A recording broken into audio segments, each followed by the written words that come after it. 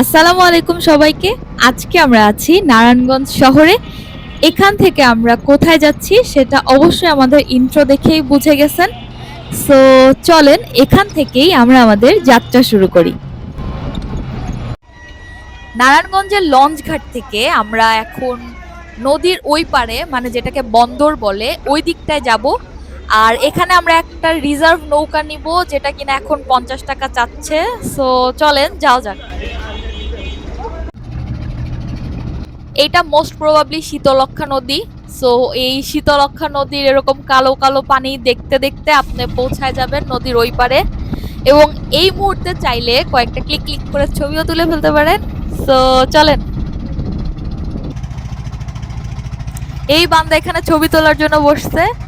So ছবি তুলতে তুলতেই আমরা আসলে নদীর ওই পারে পৌঁছায় যাচ্ছি। সো ওই যে দেখা যাচ্ছে যে হলো বাংলাদেশ কি অভ্যন্তরীণ নৌ পরিবহন কর্তৃপক্ষ। সো আমরা বন্দরের দিকে পৌঁছায় গেছি অলমোস্ট। আসলে এই কয়দিন এত পরিমাণে গরম পড়ছিল, মানে মাই গড হিউজ। বাট আজকে রোদের তাপটা একটু কম। বন্দরের এদিকে এসে আমরা নেমে পড়লাম। আর আমরা এখন যাব সোনারগাঁর উদ্দেশ্যে। ঘাট থেকে নেমে 2 মিনিট হাঁটা দেওয়ার পরই হাতের ডান সাইডে এরকম একটা সিএনজি স্ট্যান্ড দেখবেন। সো এই সিএনজি নিয়ে আমরা এখন মোগরাপাড়া বাজার পর্যন্ত যাব। আচ্ছা, বলে রাখা ভালো যে আসলে সিএনজি স্ট্যান্ড থেকে সোনারগাঁ পর্যন্ত ডাইরেক্টলি সিএনজি যায়, বাট অনেকক্ষণ বসে থাকতে লাগবে দেখে আমরা মোগরাপাড়া বাস স্ট্যান্ড পর্যন্তই সিএনজিটাতে উঠে পড়ছি। আর এখানে এই সিএনজিতে জনপ্রতি ভাড়া হলো 40 টাকা। এরকম চোখ ধাঁধানো সুন্দর সবুজ দেখতে দেখতেই আপনারা 40 মিনিটের মধ্যেই পৌঁছে যাবেন মোগরাপাড়া বাস স্ট্যান্ডে। মোগরাপাড়ায় সিএনজি স্টেশনে নেমেই আমরা খোঁজ দিয়ে সার্চ করতে শুরু করলাম এখানকার লোকাল রেস্টুরেন্টগুলা। রেস্টুরেন্ট না, আসলে ঝুপড়ি রেস্টুরেন্ট হলেও চলে। তো চলেন দেখা যাক এখানে আসলে সকালে নাস্তা করার জন্য কোথায় বসা যায়। কিছু দূর আসার পরে এইখানে একটা দোকান পেলাম। দোকানটাতে আপনি এই দোকানটাতে চাইলে অয়েল ফ্রি পারেন, আবার অয়েল দিয়েও ভাজতে পারেন। আর এখানে আছে চিকেন, আর এটা হলো ডাল, আর এটা হলো সবজি। এখানে ইরফান হোসেন দুইটা তন্দুর রুটি নিচ্ছে, আর এদিকে ডাল, যেটাও খুব মজা করে খাচ্ছে। আর আমাদেরকে দুইটা ঠান্ডা ঠান্ডা পানিও দিছে। আর আমি এদিকে ডিম ভাজি নিছি, আর হলো চা নিছি, আর আমার পরেটা হলো অন দা ওয়ে। সো খাওয়া দাওয়া শেষ করে আমরা এখন রাস্তার ওই পাশে যাব। সেই জন্য আমরা এই ওভারব্রিজ পার হচ্ছি। তো চলেন। ওভারব্রিজ পার হয়ে এখানে একটা অটো সিএনজি স্ট্যান্ড আছে। সো আমরা এই অটোতে করে 30 টাকা দিয়ে যাচ্ছি সোনারগাঁ জাদুঘরে। সো মোটামুটি 8 থেকে 10 মিনিটের মাথায় আমরা পৌঁছে গেলাম বাংলাদেশ লোকশিল্প ও কারুশিল্প জাদুঘর, যেটা কিনা আমি একটু আগে বললাম সোনারগাঁ জাদুঘর। এখানে পার পার্সন টিকিটের ভাড়া হলো 50 টাকা। জাদুঘরে ঢোকার পরেই এরকম দৃষ্টিনন্দন একটা জমিদার বাড়ি আপনার মনকে নাড়া দিতে বাধ্য। কিছু দূর হেঁটে আসার পরেই দেখতে পেলাম এরকম বাঁশ, বেত, কাঠ দিয়ে তৈরি গ্রামগঞ্জে ব্যবহৃত বিভিন্ন জিনিস, সাথে আছে শখের হাড়িও, যেটা আপনার মনকে একদম সুদিং করে ফেলবে।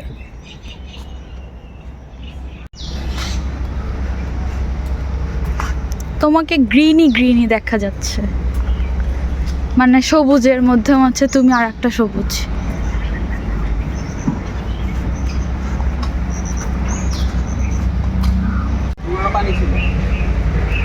পরে পানিগুলো শুকায় গেছে। ও, অনেক সংকুচিত হয়ে গেছে এইসব পোর্শন। এইসব পোর্শন অনেক সংকুচিত হয়ে গেছে। ও, গ্রিনি। এই যে এটা রিকনস্ট্রাকশন অবস্থায় আছে।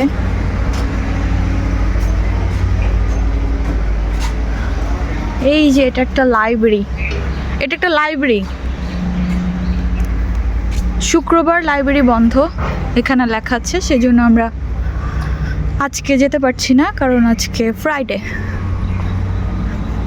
এখানে খাবারের ঘর আছে, সেটা হলো মাছরাঙ্গা খাবার ঘর। ইরফান হোসেন গিয়ে কফির দিকে তাকাচ্ছে, কফি খাবে নাকি আইসক্রিম খাবে আল্লাহই জানে। না, কিছুই খেলো না। ওকে, লেটস গো উইথ আস। এই যে এখানে একটা যাত্রী ছাউনি আছে। এটা কি? হ্যাঁ, এটা বকুল ফুল গাছ। আসো সামনে যাই। এই দেখো, এটা কিসের যুদ্ধ? এটা কিন্তু একটা যুদ্ধের প্রতীক, তাই না? এটা না কিছুটা, এটা কি একটু রিসোর্ট টাইপের বানাচ্ছে নাকি? এই এটা কিছুটা ওই যে সুবর্ণ গ্রামের মতো করতে যাচ্ছে নাকি, বুঝতেছি না। এটা তো সরকারি প্রজেক্ট, দেখছো কি? এই যে নিচে কত বকুল ফুল পড়ে আছে।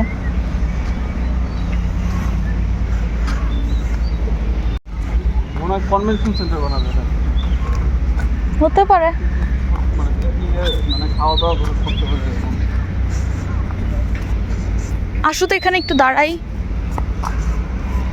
এই আমার মনে হয় ওই রকমই করবে সুবর্ণ গ্রামের মতো। দেখো এই যেরকম বাঁকা আঁকা বাঁকা, এখান দিয়ে স্পিড বোট যাবে। তোমার ছোট ছিল আরো। দেখো পারো ঠিক করতেছে। এখানে বোট চালাইছিলাম পরে ওটি কি বোট চালাইছে? ওই যে দেখো নিচ দিয়ে ওই যে একটা সাঁকোর মতো আছে, ওই দিক দিয়েও মনে হয় বোট টোট যাওয়ার ওয়ে করতে পারে। সুন্দর, বৃষ্টি হলে আরো ভালো লাগতো।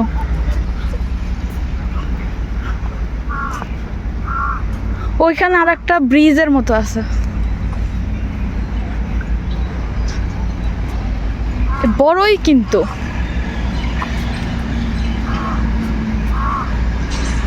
এদিক দিয়ে চ্যানেল আছে মনে হয় না? বানাইছে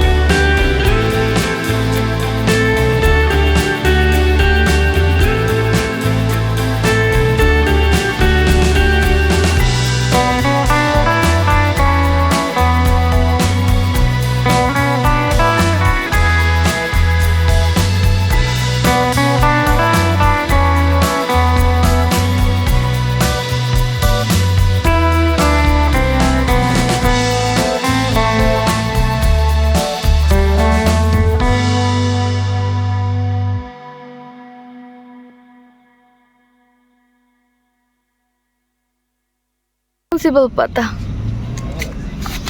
এই যে দেখো, এই যে ও তোমাকে দেখে বেশি লজ্জা পায়। এই দেখো, এই যে একটা ইয়ে করবো, একটা একটা করে বন্ধ দেবো।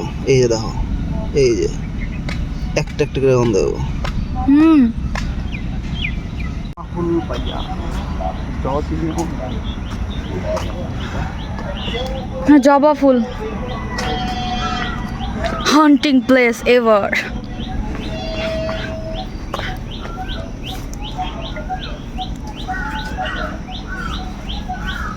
আর যাও না, সাপ কামড় দিতে পারে। গাছ থেকে বকুল ফুল ছিল্লা।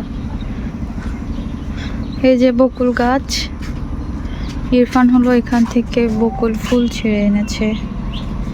সুন্দর গাছ পাকা বকুল। ইরফান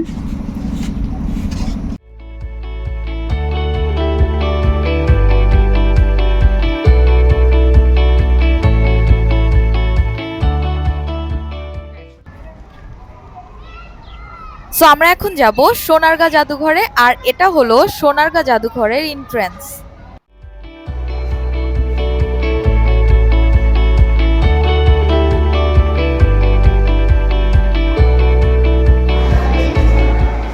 কি এটা? হুম,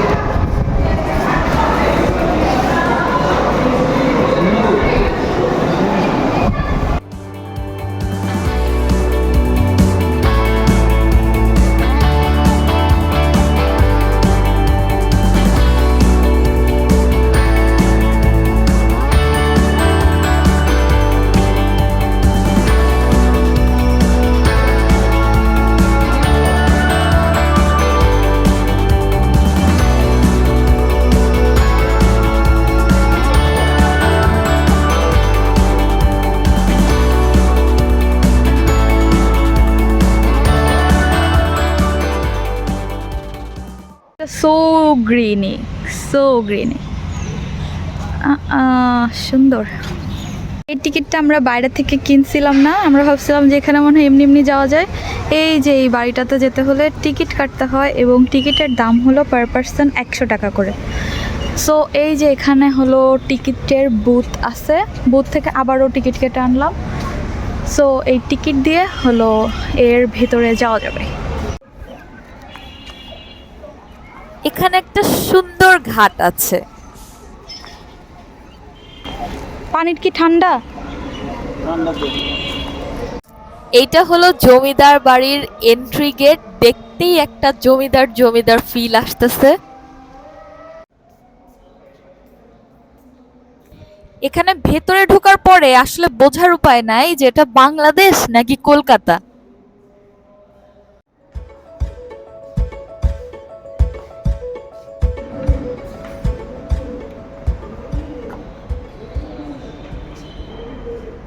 কবুতর ডাকতেছে। আর্কিটেকচার ভিউটা অনেক সুন্দর। এখানে যে ইটগুলো যেভাবে সাজানো হয়েছে সেটা কাপড়ভাবে সাজাচ্ছে, এবং এখানে দুইটা সার্কেল দেখা যাচ্ছে, এবং সেটা কিন্তু ডিজাইন ইট দিয়ে সাজানো, রোডটা করা। এখানে একটা গুহা ফিল হচ্ছে, গুহার মধ্যে আছি আসলে। এখন আমার সামনে আগেই তো এই জায়গায় আগে দেখেছিলাম, তো সেটা অ্যারাউন্ড প্রায় 10 ইয়ার্স না 12 বছর আগে, 12 ইয়ার্স আগে। তো তখন এতটা সুন্দর গোছানো ছিল না, এখন এটা অনেক গোছানো, এবং টিকিটের প্রাইসও বাড়ায় দিয়েছে। আগে এটা ফ্রিতে আসা যেত, এখন 1 টাকা পার পার্সন টিকিট। তো ভালো, আসলে এভাবে করেই আসলে আমাদের সংস্কৃতিগুলো সংরক্ষিত এবং ঘোরার সুন্দর পরিবেশ মেনটেন করা উচিত। জীবন তোমার, কেন তুমি লুকিয়ে থাকো,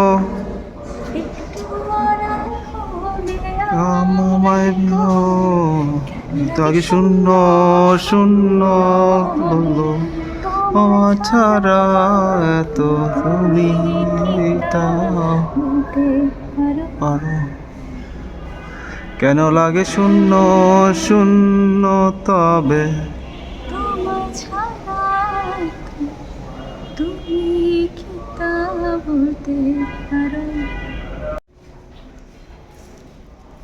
গান টান গাওয়া শেষে এখন আমরা জমিদার বাড়ির ভিতরে ঘোরাঘুরি করছি।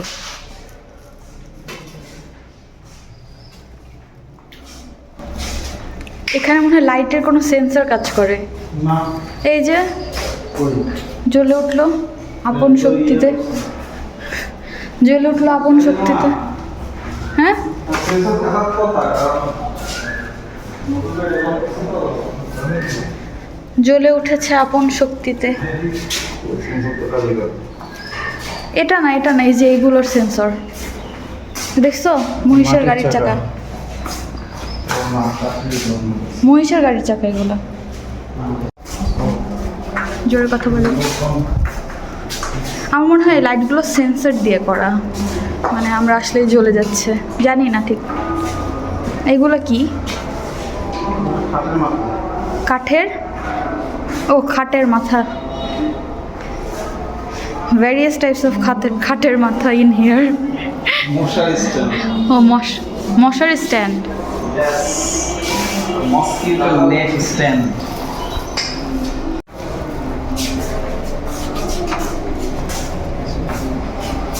এগুলো কি মমি না?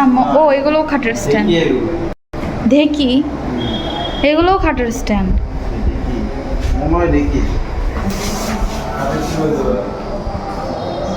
এখানে লেখা আছে যে প্রবেশ নিষেধ, দেখা যাচ্ছে, যাই হোক যতটুকু দেখা যাক।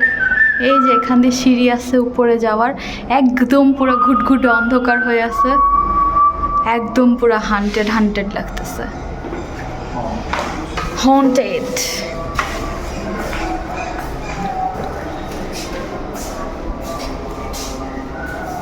কি করা জানো? ছাপ দেয়, ব্লক করে, এটা মারে, লাঙ্গলের লাঙল, রেহাল।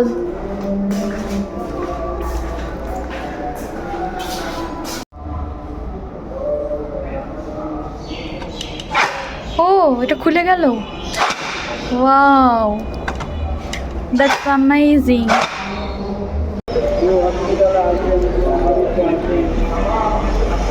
এখানকার ঘাসগুলো সো সুদিং,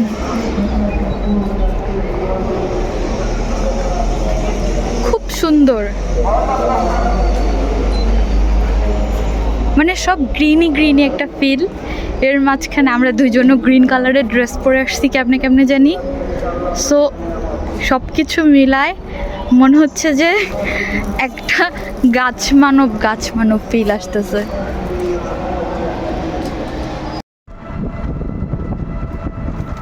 সোনারগাঁ জাদুঘর থেকে জাস্ট 5 মিনিটের দূরত্বে আমরা যাচ্ছি পানাম সিটিতে। পানাম সিটির গেটের ঠিক বাইরেই এরকম একটা ব্রিজ, আর এই ব্রিজটা নাকি অনেক পুরানো একটা ব্রিজ। পানাম সিটিতে ঢোকার জন্য জনপ্রতি 20 টাকা করে আমরা টিকিট কেটে নিলাম, আর আমরা যাচ্ছি পানাম সিটির ভিতরে। এই পানাম সিটিটা ছিল হলো আগেকার যুগের একটা সমৃদ্ধ সিটি। সো এখন এটার আর কি জাস্ট কিছুই নাই, এটা বলতে গেলে জাস্ট ধ্বংসাবশেষটা আছে।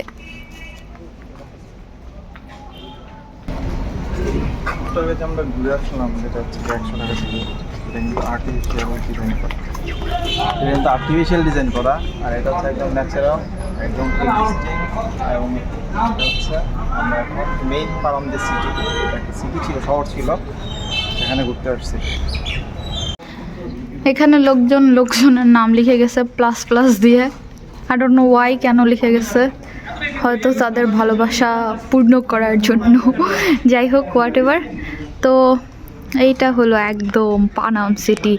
আমার কাছে তো লাগতেছে যে এই সিটিটা যখন একদম পুরা অ্যাক্টিভ ছিল, তখন এই সিটিটা আসলে কতটা জমজমাট ছিল, যে আসলে দেখেন একটা বাসার সাথে একটা বাসা মানে কতটা ক্লোজলি, কতটা মানে একসাথে, একদম পুরা মনে হচ্ছে যে এই সিটিটা যখন একদম পুরা কি বলবো আলোকিত জমজমাট এরকম একটা ছিল। মানে এখানে এসে এখনই আমার এরকম ভাইব ফিল হচ্ছে। তো এটা যখন লোকজনের বসবাস ছিল, আসলে কতটা মজা হইতো এখানে। 200-300 বছর ঠিক আছে।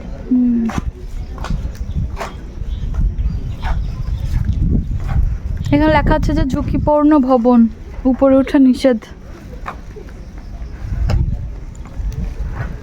এগুলো অনেক ভালনারেবল সিচুয়েশন আছে না?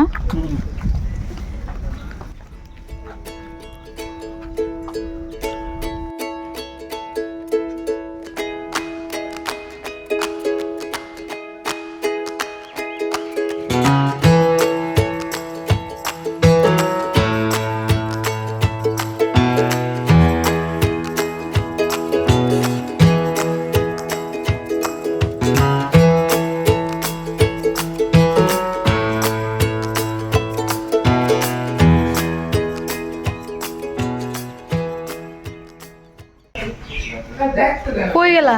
এই দেখে যাও, এদিকে আসো।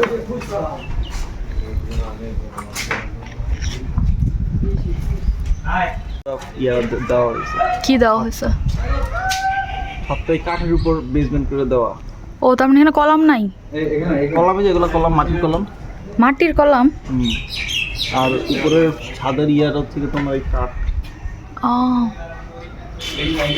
এই কাঠের উপরে সিমেন্ট মারছে। এখানকার ইন্টেরিয়রগুলো খুব এনশিয়েন্ট।